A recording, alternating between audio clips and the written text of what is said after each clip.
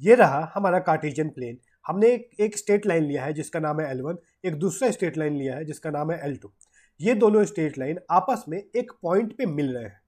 इस पॉइंट को, जहां पर ये दोनों स्ट्रेट लाइन एक दूसरे को कट कर रहे हैं या फिर मिल रहे हैं, इसे हम कहते हैं पॉइंट ऑफ इंटरसेक्शन।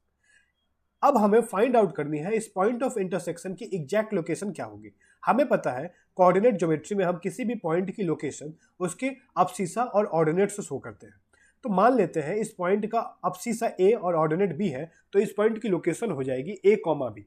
अब इस ए और बी की वैल्यू को फाइंड आउट करने के लिए हमें देखना पड़ेगा इन दोनों स्ट्रेट लाइंस के इक्वेशंस। मान लेते हैं जो पहला स्ट्रेट लाइन है उसका इक्वेशन है a1x plus b1y plus c1 बराबर 0। उसी तरीके से दूसरा स्ट्रेट लाइन का इक्वेशन हो जाएगा a2x प्लस b2y प्लस c2 इज इक्वल टू 0।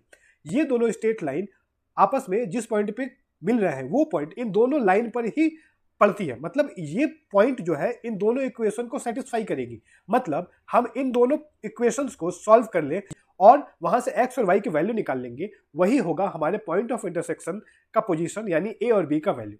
तो चलिए एक क्वेश्चन के माध्यम से इसे और बारीकी से समझते हैं। हमने दो स्ट्रेट लाइन लिए हैं और उसका पॉइंट ऑफ इंटरसेक्शन बताना है। ये हमारे चार ऑप्शंस हैं। पहला जो इक्वेशन है वो है 2x plus 4y plus 6 equal to 0। ये पहले स्ट्रेट लाइन की इक्वेशन है। दूसरा स्ट्रेट लाइन का जो इक्वेशन है वो है 2x plus 3y plus 4 equal to 0। तो हम यहाँ पे जो इक्वेशन सॉल्व करेंगे उसको एलिमिनेशन मेथड से करेंगे। एलिमिनेशन मेथड क्या होता है, x या फिर y दोनों इक्वेशन में दोनों के कोएफिशिएंट को सेम कर लेते हैं।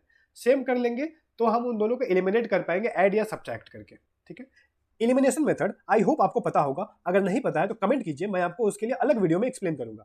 तो हम क्या करते हैं, देख रहे हैं कि दोनों इक्वेशन में, इक्वेशन 1 में और इक्वेशन 2 में x के जो कोएफिशिएंट्स है सेम है। तो हम क्या करेंगे ना, दोनों को सब्ट्रैक्ट कर देंगे। सब्ट्रैक्ट इसलिए कर रहे हैं क्योंकि दोनों का जो साइन है x का वो दोनों सेम है, इसीलिए सब्ट्रैक्ट कर रहे हैं। तो जब सब्ट्रैक्ट करेंगे तो इक्वेशन 2 के सभी के साइन चेंज हो जाएंगे।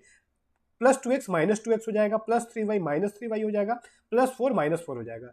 जब हम सब्ट्रैक्ट करेंगे तो plus 2x minus 2x cancel out हो गया, तो हमारा बचेगा 4y माइनस 3y प्लस 6 और माइनस 4 बराबर 0। 4y में से 3y माइनस करेंगे तो y, और 6 में से 4 माइनस किया तो 2, तो y की वैल्यू मिल गई माइनस 2। अब इस y को हम इक्वेशन 1 या इक्वेशन 2 किसी में भी पुट कर सकते हैं इसकी वैल्यू, और x का वैल्यू फाइंड आउट कर सकते हैं। तो चलिए इक्वेशन 1 में y बराबर माइनस 2 पुट कर देते हैं। तो जब पुट करेंगे तो ये हो जाएगा 2x प्लस 4, y की जगह माइनस 2 रखा, प्लस 6। सॉल्व करेंगे यहां से तो यहां से x की वैल्यू हमें मिल जाएगी 1। तो इस तरीके से हमने x और y की वैल्यू निकाल ली। तो यही हमारे x और y का जो वैल्यू निकाला है यही हमारे उस पॉइंट का पोजीशन 1, -2 होगा। तो अगर हम ऑप्शन देखें तो ऑप्शन नंबर 4 जो है 1, -2 हमारा सही जवाब होगा।